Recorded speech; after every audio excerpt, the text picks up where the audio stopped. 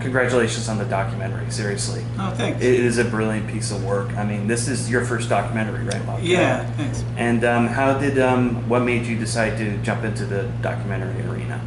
Well, I figured my narratives were already losing money. I might as well try a even less profitable form of filmmaking. I was always about a highly commercial subject. Yeah, exactly. Yeah. Left-wing political satirist concerned about child abuse. That doesn't make the cash registers. The studios are clamoring. Yeah. It's a winning combo. Picture. Well, child abuse and lefty politics. So Barry, I'm jumping it way ahead, but when he testified on the Senate Judiciary Committee hearing there, and basically, pointed out that AOL was allowing child pornography to be openly exchanged in the chat rooms. He had written an article that's in the Boston Phoenix that was really well written and really funny, and in fact, Barry never saw the movie. Never when we made it, when we were editing it. So that part of the movie where you hear him narrating, it's just him reading that article. So it's funny that 20 years go by, and the things he was saying was, he grabs his glass of water even, right down to. So it was really, I didn't think he had been lying, but it was crazy how well it sunk up. So I just felt that was like a Frank Capra story, this little guy taking on this big giant, and that's what got me wanting to make the movie. And there was a lot of things, and then I asked him if he wanted to write a script right after dealing with all this stuff, and as Barry's always there for everyone, and it was one of the first things I've ever asked him that he was a little hesitant, and we both took stabs at writing screenplays. Years later, I thought I'd do a movie where someone would play him, because I didn't want him to have to relive this stuff. Neither did I.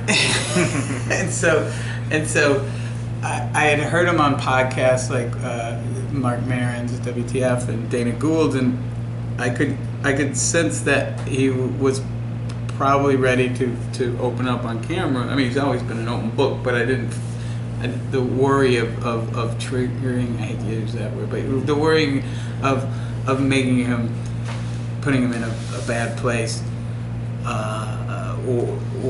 was gone. And Robin Williams was my pal and knew Barry's story and knew I was passionate about it, was a fan of Barry's, and he suggested I make it as a documentary, and then he actually gave the initial funds that started us making the movie in February 2014. That's great, and the movie's dedicated to Robin as well. Yeah. He had said that I asked him about if he wanted his name on the movie, and he did. I just would have preferred it was not at the end of the movie. Yeah, I totally understand. Yeah, but I mean, you did a great job directing him in World's Greatest Dad. I really like that film. Thanks. I loved working with him. It was the night before we started filming that, I was like, I knew we were really close, but I was like, is he going to listen to me? Is it going to be like, that was really good, but let's do a take really quiet? And he'd say, I have an Academy Award and you're in Hot to Trot. That was what I imagined, but it wasn't. We started working on the movie, and he was like, 2 days in, he was just having so much fun, but he was like, oh, I'm playing you. And I go, yeah, I guess. But I didn't think so. He had to point that out. And we would always been friends. And that movie actually kind of even, just like how this with Barry, it really cements your relationship. Because both those movies are, Barry's is even more, but you really put in it's where the rubber hits the road. It's like, we're gonna say this and stand by each other while we tell the world the story. That's great. Yeah, no, that's great. Neither one of us ended up dumping the other in Meadowlands National Burial Site. That's a comforting thought. Yeah. I mean, Joe by there the other day. It's like the City National Park, Meadowlands National Burial Plot. Well, Barry, you opening yourself up the way you did through your comedy and in this documentary is remarkable and very commendable. Well, thank you. And your hesitancy to get into the project is understandable. What made you think that Bobcat would do you justice? Oh, because he's my friend, and I've always been able to trust him, and he's a wonderful talent, and he wanted it to, and his movies are always truthful, and plus it just fits in well that it would be an indie thing. I mean, it's just, the politics of independent film are something I agree with, and I know how hard Bob works to maintain his autonomy, so that a normal corp doesn't own him, and so, some big studio could have come and wanted to do this. I probably would have said yes, but I would have held them up, but I'm thrilled to they wouldn't have done anything near as wonderful as Bob did. And, and I knew he'd end up making a movie about everybody, just not about me, even though he's bending over backwards to honor his friend. And it's very flattering, and you think it's phony, and we go, oh, that's very humbling, but you learn why things are humbling. It's like, okay, I did okay, but Jesus, tone it down a little. Yeah. And Bobcat, for you, how did the documentary evolve from how you first envisioned it to where it ended up in the editing room for you? How much did it change? So some things changed greatly. Structurally, the movie didn't change too much, but the things that I didn't envision was, when Barry goes into the basement where his childhood rapes took place. He and I had a big argument about that. He didn't want that space to have any power. I was just filming in the basement because I didn't want to do reenactments. I just wanted. And neither did I.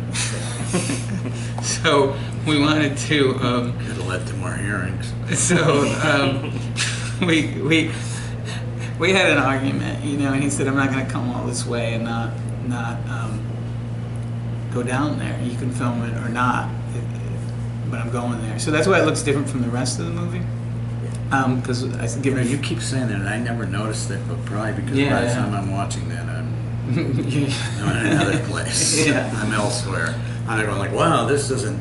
The lighting's a little different from them. I'm like, jeez. I'm not going back there again. Yeah. Except for every time we screen the movie. It's a powerful moment. Yeah, it's a very powerful moment because it's and I didn't foresee that, but it's really key in the movie because it says. Maybe your old uncle's looking out for you just one. Well, it says that he's not stuck in it; that he's moved past it, and that's where the hope in the movie comes. So that's great. I mean, what do you hope people get out of this movie the most?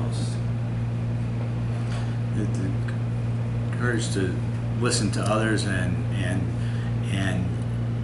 I hope we do a good job on exposing the trick that they use so much to make people complicit and feel they're complicit in crimes that were committed against them.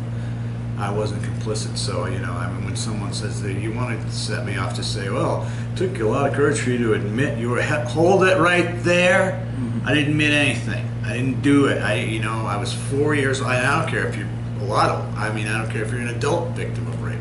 You're not complicit if you say no and you get raped. You're not, the rapist is the rapist and you're the victim, and hopefully you survive it.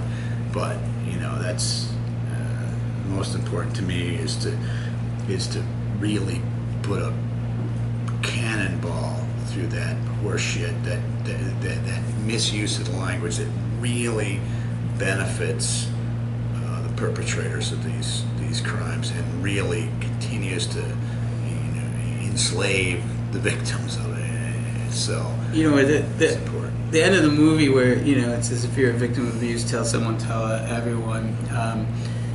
I think is a good message, but in hindsight, I would have added, and if you're not, listen. Yeah. Yeah, that's Because great. often that's all you have to do. you Yeah, know. exactly. Yeah, exactly. No, it's seriously brilliant documentary, guys. No, thanks. Thank you very much for your Thank you. time. Thank you.